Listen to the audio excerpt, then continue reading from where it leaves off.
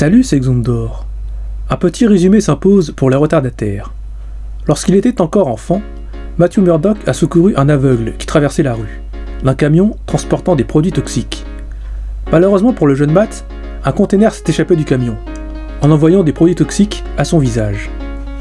Matt Murdock est alors devenu aveugle, mais ses autres sens se sont surdéveloppés. Matthew grandit en faisant promettre à son père, le boxeur Jack Murdock, de devenir avocat et de ne pas utiliser ses poings comme lui. Malheureusement, Jack Murdock se fait assassiner dans d'étranges circonstances, ce qui pousse Matt à devenir le super-héros Daredevil. Daredevil affrontera divers super-vilains au cours de sa carrière.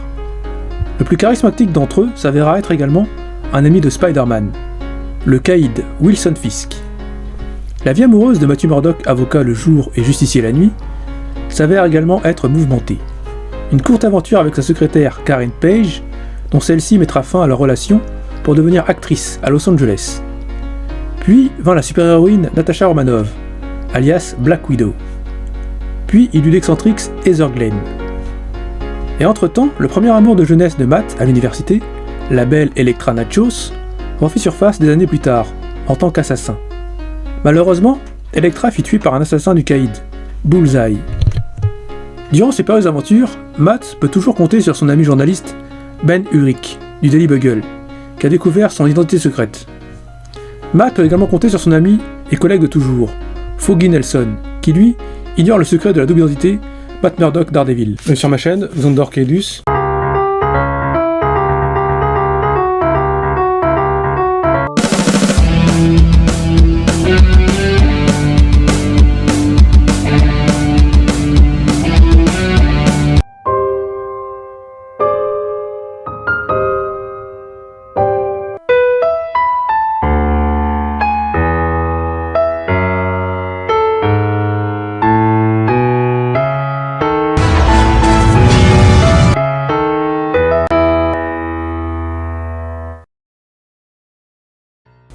Alors aujourd'hui sera question des deux derniers tomes du Daredevil de Frank Miller, dont le tome 2 et le tome 3. Le tome 2 est toujours scénarisé et dessiné par Frank Miller, mais il n'est pas sur tous les dessins. Le second tome se compose principalement des épisodes Daredevil 182 à 191. Il manque malheureusement les épisodes 192 à 218, qui je suppose n'ont sûrement pas été scénarisés par Miller. Les épisodes 219, 220, 226 et Marvel Graphic Novel 24. Faisant suite aux épisodes précédents, l'on retrouve Matt Murdock qui se réveille en pleine nuit et n'arrivant toujours pas à accepter la mort d'Elektra. Sous le costume de Daredevil donc, il mène l'enquête pour comprendre le fin mot de l'histoire, juste à questionner le caïd lui-même. Wilson Fisk comprend alors que son ennemi juré ne va pas bien. Matt ira jusqu'à déterrer le corps d'Elektra pour se rendre compte de ses propres yeux qu'Elektra est bel et bien décédée. Pour rappel, à l'époque, Matt Murdock était encore en couple avec Heather Glenn. Le Punisher entre en jeu, le temps d'une histoire qui s'étale sur quelques épisodes le confrontant à Daredevil à propos d'un enfant.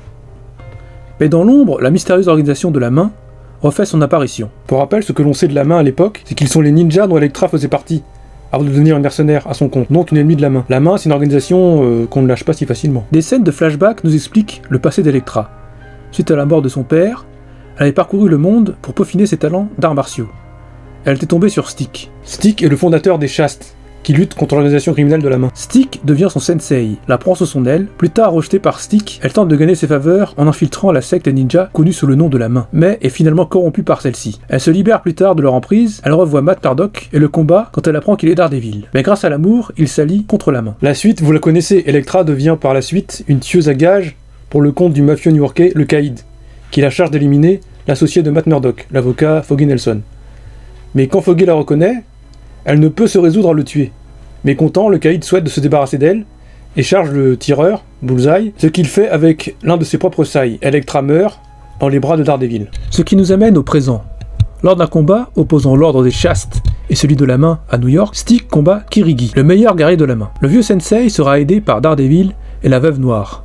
Stick est obligé de se sacrifier pour repousser les ninjas. Plus tard, la Main vole le cadavre d'Elektra pour la faire revenir à la vie. Daredevil affronte la secte ninja avec l'aide de Stone et de Black Widow. Ou la Veuve Noire, ou Natasha, ou Scarlett. Non, pas Scarlett. Il y a que moi qui ai le droit d'appeler Scarlett, ok? Daredevil est également aidé in extremis par les hommes du Caïd, ce qui place un certain respect entre les deux adversaires. Le temps d'une case, on comprend que le corps sans vie de la défunte Elektra a disparu. Un peu plus tard dans l'épisode, on découvre une Elektra bien vivante surplombant une montagne. Entre-temps, Matt avait demandé Heather en mariage. Mais c'était sans compter sur Foggy et Natasha, qui comprennent bien vite que Heather n'est pas faite pour Matt. Les complices et amis de Matt arrivent à magouiller une séparation du couple. Le temps d'un épisode, Daredevil va voir Bullseye, toujours paralysé sur son lit d'hôpital. Et puis là c'est la transition, une coupure d'au moins 20 épisodes. On passe de l'épisode 191 à l'épisode 219 et 220. L'on comprend que Foggy, qui porte maintenant une moustache, est séparé de sa femme Deborah Harris. Matt a une nouvelle petite amie photographe, une Irlandaise nommée Gloriana. Une petite amie que Matt délaisse souvent pour revêtir son costume de Daredevil. On assiste au suicide de Heather Glenn. Il fallait le tuer, la pauvre bête avait la rage. Ce deuxième tome se termine sur Daredevil Love and War graphic novel de 1986. On retrouve toujours Frank Miller au scénario, et au dessin, l'excellent artiste Bill Sienkiewicz. D'ailleurs, il faudra un jour que je lise sa mini-série Elektra Assassin. Ce roman graphique nous dépeint les soucis de Wilson Fisk, qui essaye de faire soigner sa femme Vanessa, entrée dans le coma depuis les événements dans le premier volume. Et non, je ne spoilerai toujours pas ce passage. Le Caïd fait appel à un psychiatre dans l'espoir d'aider sa femme Vanessa, en menaçant celui-ci en prenant sa femme en otage. Daredevil arrive à sauver la femme du psychiatre, mais celui-ci arrive à s'enfuir de l'emprise du Caïd et en séduit Vanessa. Le Caïd se retrouve alors tout penaud, ce qui n'augure rien de bon pour la suite. Un homme qui a tout perdu n'en est que plus dangereux. Le tome 3. Ce troisième tome se compose en 3 parties.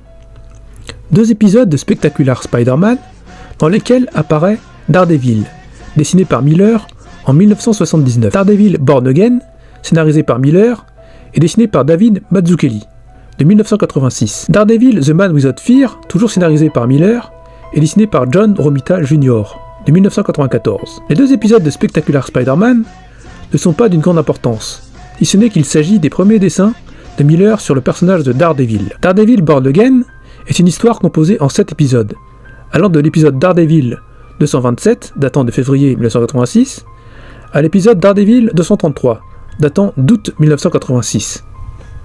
Tout commence par la trahison de Karen Page, qui révèle l'identité Matt Murdock Daredevil d'un petit dealer pour une dose de cocaïne. L'information finit inévitablement à remonter aux oreilles de Wilson Fisk, le caïd de la pègre new-yorkaise. C'est alors une longue chute aux enfers qui s'ouvre à Matt Murdock. Il perd sa réputation, son travail et son appartement. Tout ça orchestré par le caïd, qui a miné stratégiquement la vie de Matt Murdock, aussi bien professionnellement que socialement. Alors, je ne vous spoilerai pas tout ce qui se passe dans ce récit, car il y a certains rebondissements qu'il faut lire soi-même, pour être parfaitement imprégné du récit. Ce qui a parfaitement marché sur moi. Donc, je vous laisse découvrir ça par vous-même. Daredevil, The Man Without Fear, est une mini-série en 5 épisodes. Il s'agit d'un retcon sur les origines de Matt Murdock, avant qu'il ne devienne le justicier jaune, puis rouge, de Hell's Kitchen, plus connu sous le nom de Daredevil. Miller rajoute aux origines déjà inventées par Stan Lee quelques infos supplémentaires, faisant la boucle avec ses propres éléments. On y suit l'enfance de Matt, de son accident, sa rencontre avec le vieux Stick, la mort de son père Jack Murdock, sa rencontre avec la belle, brune et sexy Elektra Natchios, et les débuts héroïques de Matt Murdock avant de revêtir son costume de Daredevil. Et c'est ainsi que se conclut le run de Miller sur le personnage de Daredevil. Mon avis sur ces 2 tomes. Personnellement, j'ai bien apprécié la première partie du tome 2, mais je ne peux juger entièrement cette partie étant donné qu'il me manque au moins une 20aine d'épisodes. En revanche, pour le tome 3, j'ai absolument kiffé. Du moins Born Again et The Man Without Fear. Parce que les 2 épisodes de Spectacular Spider-Man, déjà, j'ai déjà lu dans le Integral Spectacular Spider-Man de 79, et je m'en serais bien passé en fait.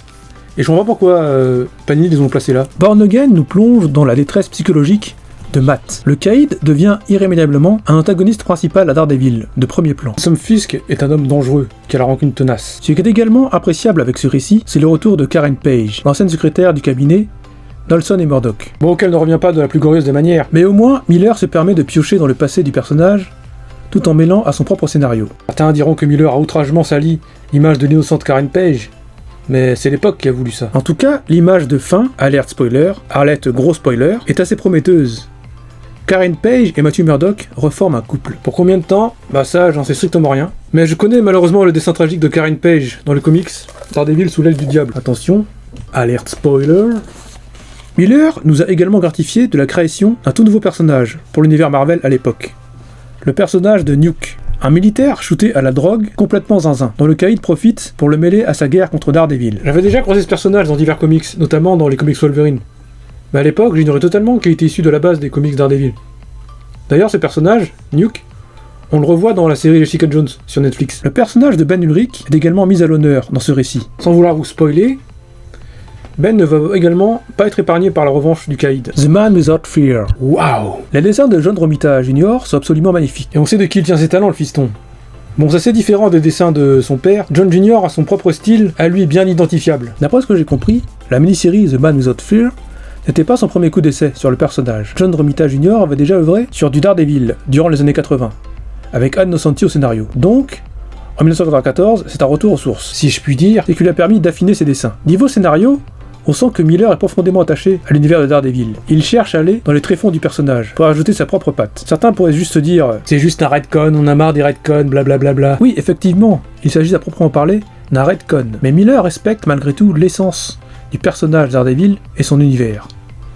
À part l'incrustation du vieux stick, entre l'aveuglement de Matt et la mort du boxeur Jack Murdock, à la rencontre entre Elektra et Matthew à l'université, et bien à part ces deux éléments rajoutés, rien ne vient contredire les origines du personnage, créé par Stan Lee et Bill Everett, en 1964. Parlons à présent d'Elektra. Je déteste ce personnage. Alors oui, son personnage est un peu mieux travaillé lorsque l'on découvre son passé, mais elle reste malgré tout une super vilaine. Les courtes scènes où elle apparaît dans la mini-série The Man Without Fear ne me rassurent en rien sur le personnage. Madame, elle entend des voix dans sa tête, alors madame, elle décide de tuer des gens. Non mais sérieux... Elle est complètement malade, hein. Faut se faire soigner chez Arkham, hein. Enfin, je veux dire... chez Ravencroft. Pour moi, une seule femme mérite l'amour de Matt. La belle, la magnifique, la sublime Black Widow.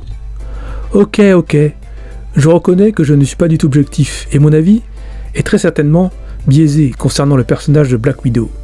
En particulier, lorsque l'on sait mon fanatisme pour la magnifique actrice Scarlett Johansson, qui incarne ce personnage au cinéma. D'ailleurs, Scarlett, si tu tombes sur cette vidéo, il faut que tu saches que je pense le plus grand bien de toi.